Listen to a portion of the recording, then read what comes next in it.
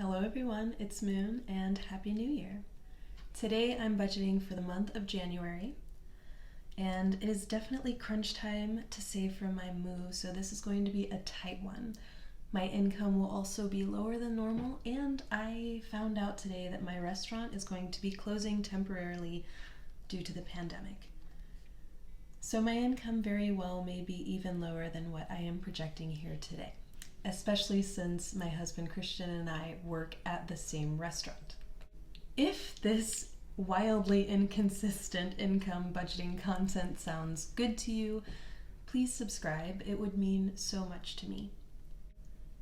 I have officially moved into my new bullet journal for the year, which has this beautiful velvet color in a forest green color.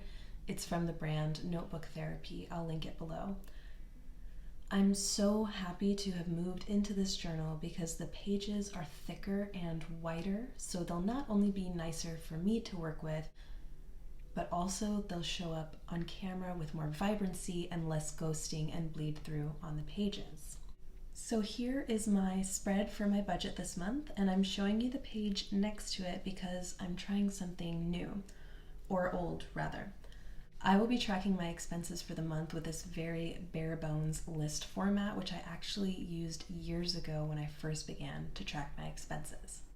I just think putting these pages next to one another will make it easier to balance everything at the end of January.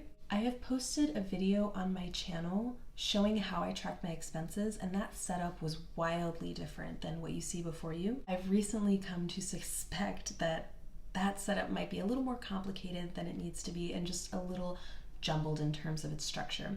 So I'm trying out this method once more, but with the recent inclusion of this style of both setting up and balancing my monthly budget, which I learned from Amelia Budgets here on YouTube. I'll report back in a future video about how it's going, but I wanted to simply make mention of that change in this video because it encompasses what I love both about bullet journaling and budgeting. They are both such creative and customizable processes, and I want to highlight how malleable budgets are, how you're never locked into any one style or method, and that switching it up should truly be a casual affair. So getting right into it, my estimated income for the month of January is $5,000.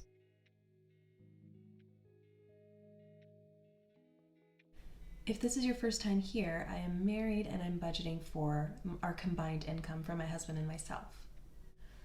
Our income this month will be lower than usual, both because of the recent closure of our restaurant due to the pandemic, as well as we spent the end of December on a holiday trip, so we took quite a bit of time off work, and that is going to be reflected on our very first paycheck of the month of January, which we get on the 5th. So you can see here that I will write the estimates of my expenses right now in this column, then come back at the end of the month with the actual numbers and calculate the difference. I'm unsure if I want to do that on camera, so please let me know in the comments if you would be interested in seeing me closing out my budget at the end of the month. So beginning with my fixed expenses or bills, I'm just going to list them out and we'll fill in the numbers together. So rent will be $1,595. My car note is $472. My car insurance is $248. I'm going to estimate that utilities will be $100 because it typically never goes over that. And I'm just budgeting on the higher end of what I expect that it will be, so I don't underestimate and potentially have a much higher bill than I expected. Apple is $3, internet is $50, Hulu is $7, my phone $123, and finally Spotify is $16. I've mentioned this before, but some of these bills have cent amounts. I'm going to always round up for the same reason. I don't want to round down to the nearest dollar and potentially have a higher bill amount than I projected. So let's add these up and see what the total is, featuring the oldest calculator known to man.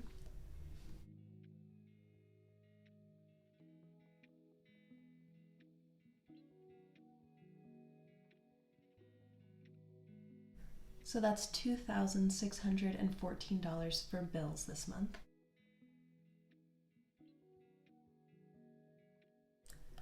So next is my sinking funds and variable expenses, which are my cash envelopes.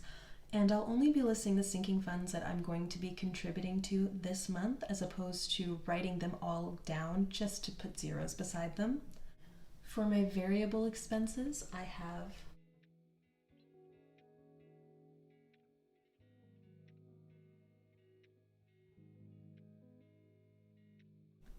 car. This includes gas and car washes, groceries, eating out, and home, which includes toiletries and things I need for my house, etc., etc.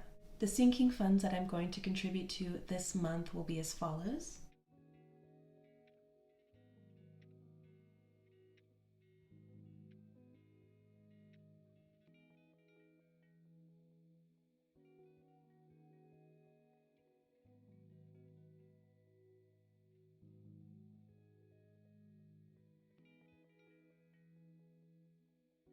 Beginning with car, I am budgeting $150 for the month, $350 for groceries, $150 for dining out, and $150 for home. Pets will be getting $100, as will fun, $100, Florida, $1,000, taxes will be getting $75. Car maintenance, this is a new sinking fund category for me, will be getting $100. Next month I do have to renew my tags. TCS is an abbreviation for a film that I've written that I will be shooting at the end of January. The money for this will be cash stuffed into a different envelope with a different name. You will see that soon and I will explain it to you. But for the sake of listing out my budget, I wrote it down as this. I'm going to have to contribute some money to getting that shot because we had to make some on-the-fly adjustments for production. It's going to be getting $100. Alaska will be getting $100 as well. This is a digital sinking fund I have for a trip that I'll be taking rather soon this year. I do need to put some money away for this because I miscalculated how much I will need to spend on clothing for Alaska, because if I don't, I will freeze to death. So $100 for Alaska. So let's add all of these numbers up.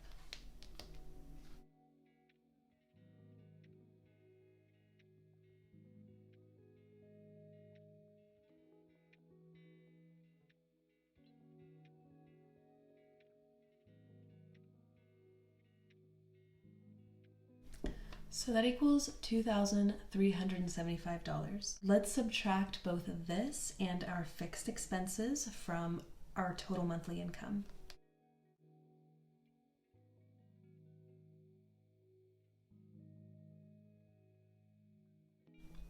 That leaves us with $11, which I will be allocating to the debt snowball.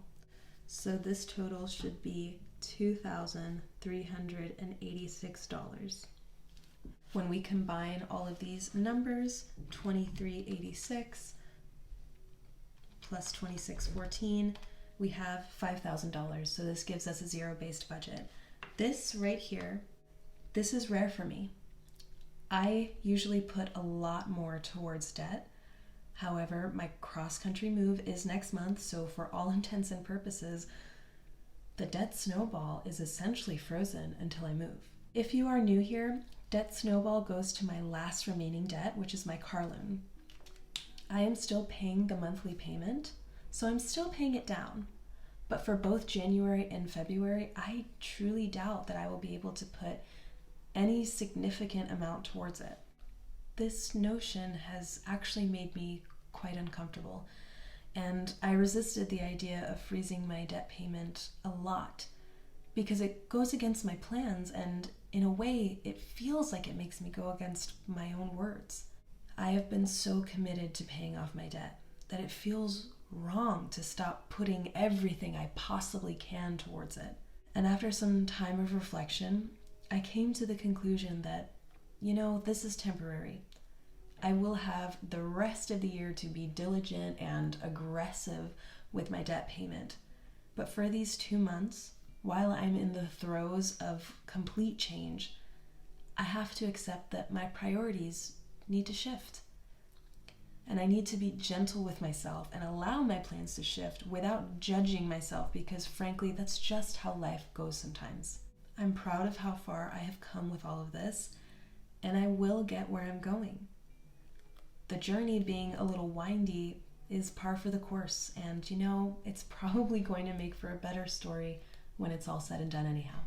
But anywho, that's it for me today. Thank you for watching until the end, and thank you for being here, and I hope to see you all again very soon.